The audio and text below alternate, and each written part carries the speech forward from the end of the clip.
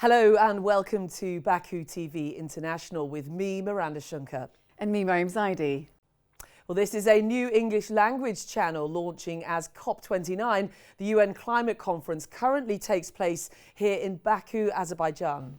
And many see this COP as a finance COP and an opportunity to align climate finance contributions with estimated global needs while increasing climate finance from the private sector.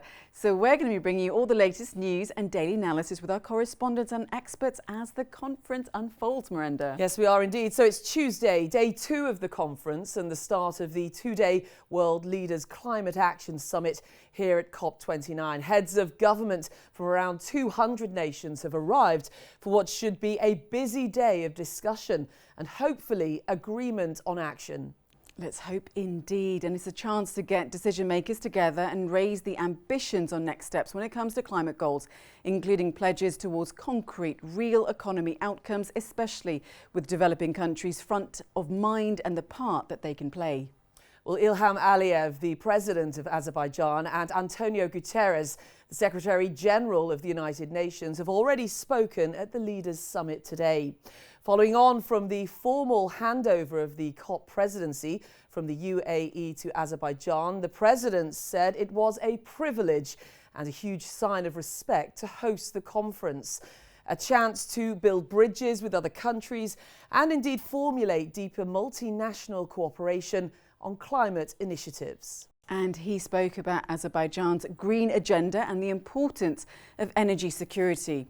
This includes building a new solar plant as well as an aqua power plant coming from Saudi Arabia, which we will need to know more details about. Plus, a new wind power station is to be built. So there's a number of big multi-million-dollar renewable projects which will generate thousands of jobs, of course. And that's always good news to hear.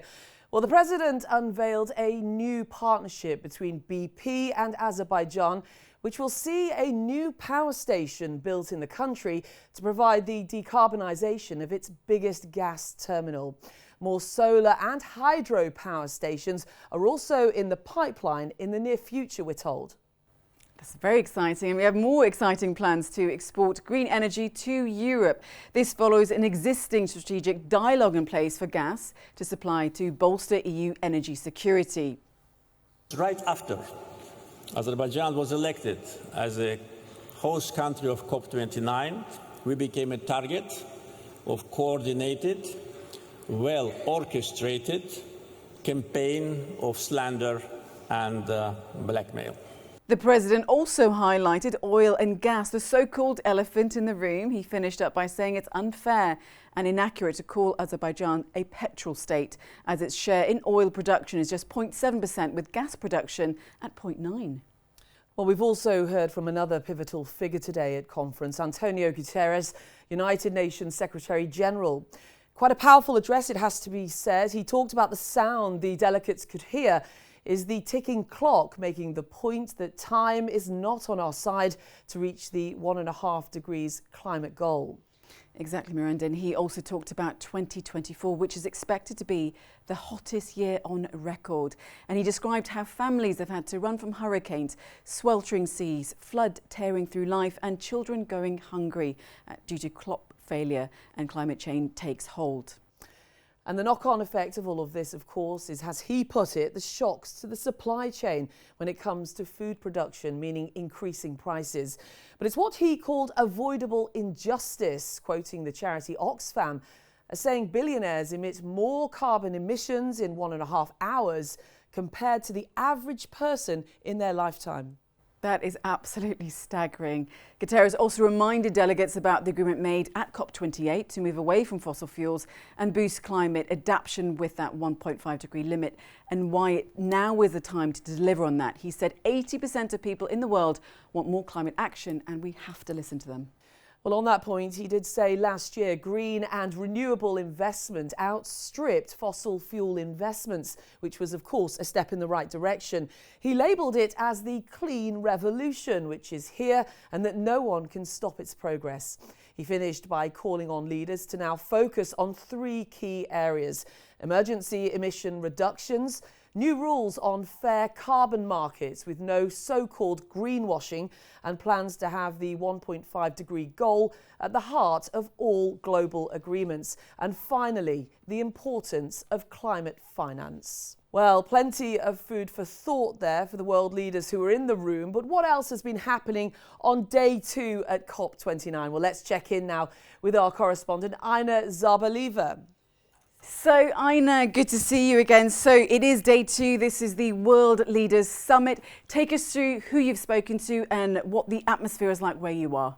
Miranda, Mariam, hello. Sending you warm hellos from COP29. Very exciting, as per usual. On the second day, the highlight of today was definitely the World Leaders Summit on climate action. And we've had the privilege to speak to Alexander Vučić, for example, the president of Serbia. Other than that, Recep Tayyip Erdogan, president of Turkey, also attended. Among the attendees, we've also seen, of course, the president of the Republic of Azerbaijan, Ilham Aliyev, and the Secretary General of UN, Antonio Guterres.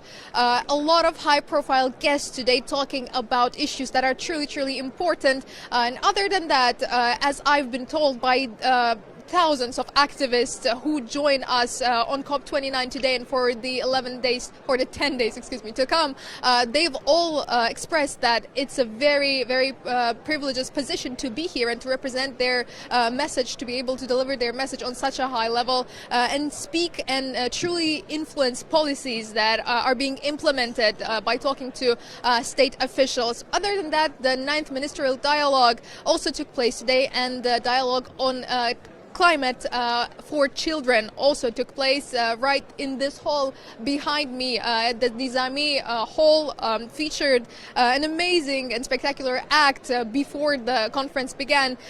We saw little Azerbaijani performance, Azerbaijani children singing national songs and dancing and showing off the Azerbaijani folklore, and everybody cheered for them, as climate is not something we're only doing for ourselves. Obviously, it's a very big step in the right direction for the younger generation to live in a safe environment and in harmony with nature, which is one of the main aims of COP29, as everybody agrees. That's what is happening at COP29. A lot of productive conversations, a lot of fruitful dialogues, and we will carry on letting you know what exactly is happening at COP29. OK, thanks, Ina. It certainly looks busy there behind you, and no doubt plenty of conversations taking place, and of course the eyes of the world currently on Baku here in Azerbaijan. Well, that is the news for now. Don't forget, you can catch up with all of our top stories and of course coverage here of COP29 here in Baku on Baku TV International. Indeed, and you'll find them on Baku.tv, or you can always follow us on our social media platforms. You can find us on X at Baku.tv International or on Facebook at Baku TV International. Thank you so much for watching.